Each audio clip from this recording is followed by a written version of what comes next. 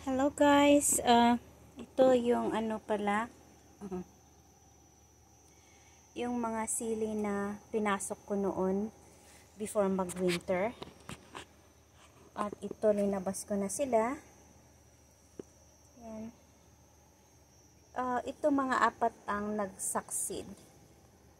Yung iba ay hindi nag-succeed. Nag-dry sila sa loob. Pero ito yung mga nag-succeed naman. Ayan. Ayan.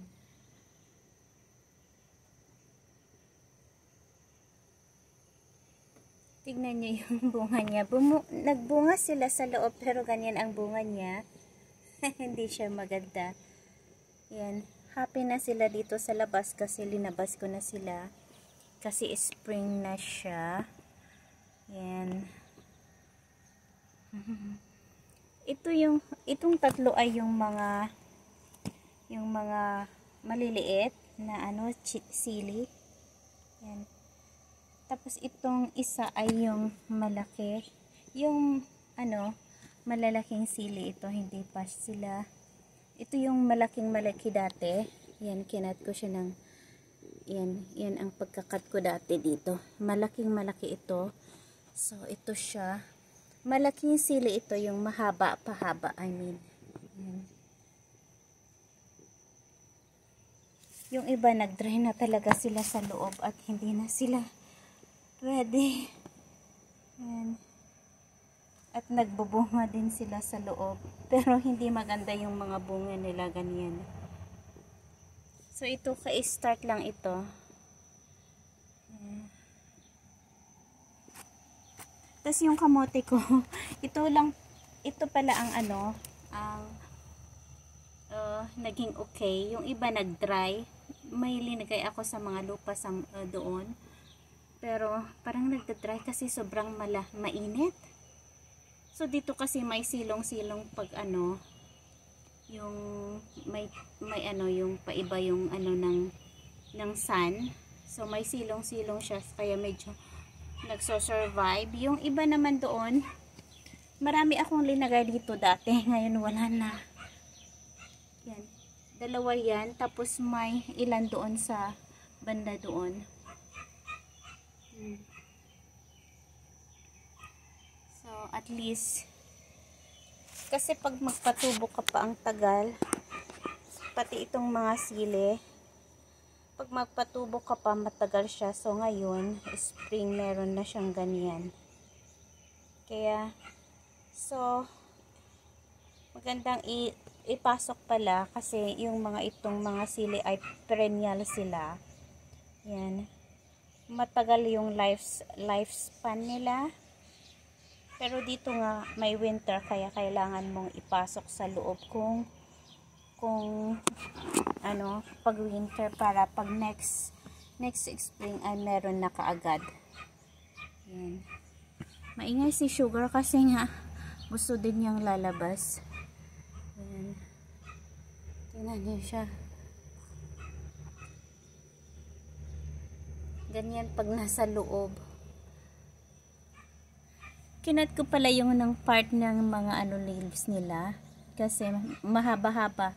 So kinat ko sila konti. Ayan.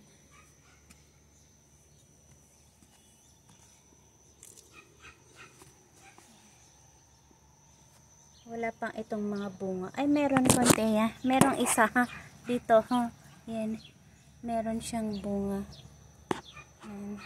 So apat lang ang nag-survive yung linagay ko sa loob.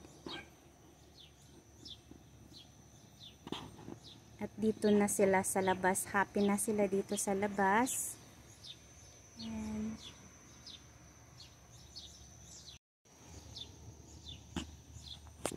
Ito din pala, galing din sa loob ito. Ito pala ay parang lemon siya.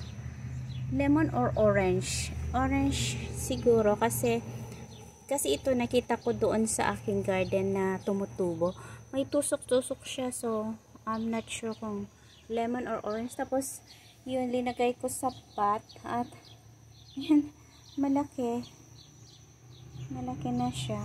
So, galing ito sa loob. So, happy din siya sa nailabas.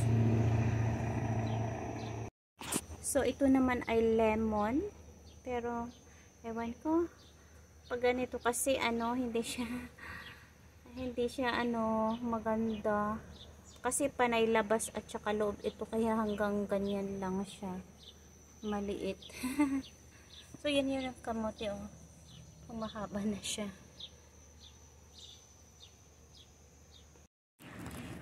So, ito naman ay kalabasa. Ito ay talagang kalabasa. Hindi pumpkin. Kasi yung buto niya, nakuha ko doon sa may kaibigan ako, nagbigay siya ng isang kalabasa. Tapos yung mga butil niya, sinave ko siya.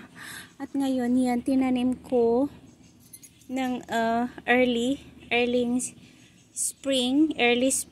Medyo ganyan na sila, oh. Yan. Tapos ito naman ay long beans. Kailang marami akong tinanim pero ito na ang lumabas. Tapos naglagay din ako ng dito ng ampalaya pero walang lumalabas na ampalaya. Kaya ewan ko bakit walang ampalaya na lumalabas. Tapos yan, ito yung may yung iba kong linagay na kamote. Yung iba, yan. Medyo ito yan. So hopefully lalaki siya. Tapos dito din, yan. Ito, linagay ko dito. Kamote yan. Yung galing doon sa loob. At meron dyan. So, hopefully, mag-survive ito. Kasi, gusto ko talagang, yung kamote, yung mga leaves ng kamote, gustong-gusto ko siya. Dito, linagyan ko ng ampalaya. Walang lumalabas. Walang lumalabas na ampalaya. Yan si Jowa, oh. Pinifix na itong mga grapes.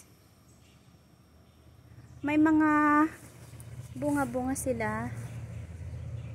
Natandaan nyo itong gazebo ko. Ginawa ko siyang grapevine.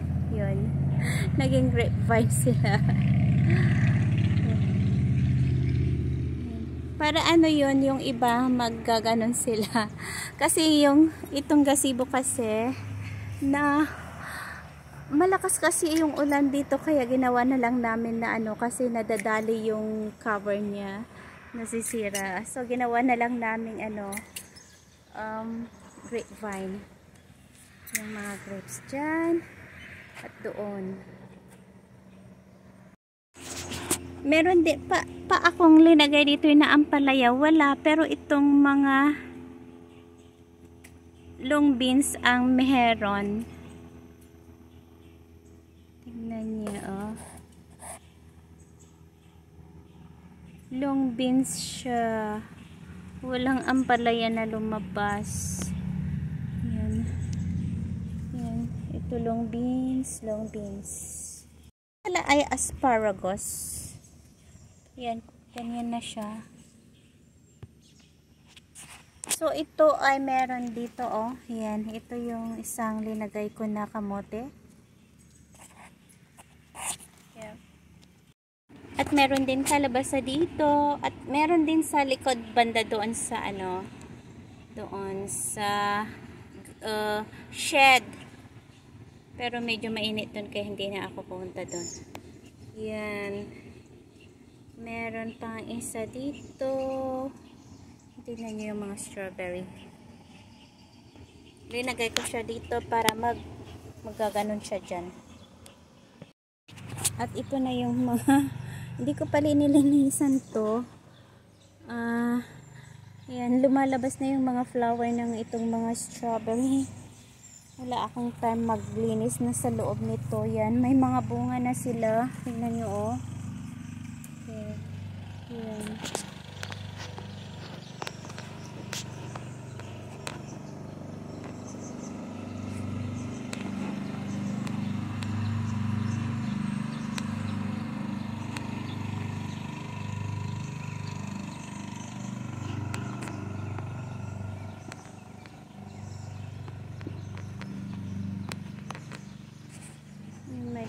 siya dyan.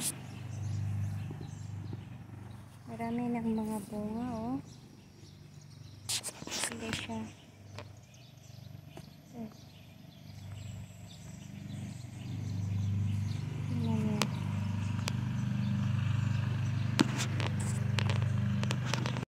At ito may banana tree ako dito. Yan. Dalawa. Ito siya, yung isa. Kailang, ewan ko bakit nagda-dry siya dito. Oh. Tignan nyo yung kulay niya. Yung old na leaves niya. Yan.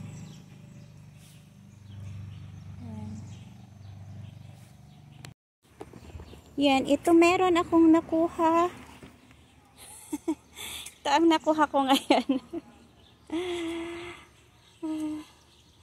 Kasi paghintayin ko pa bukas, ma-over na sila. Ayan.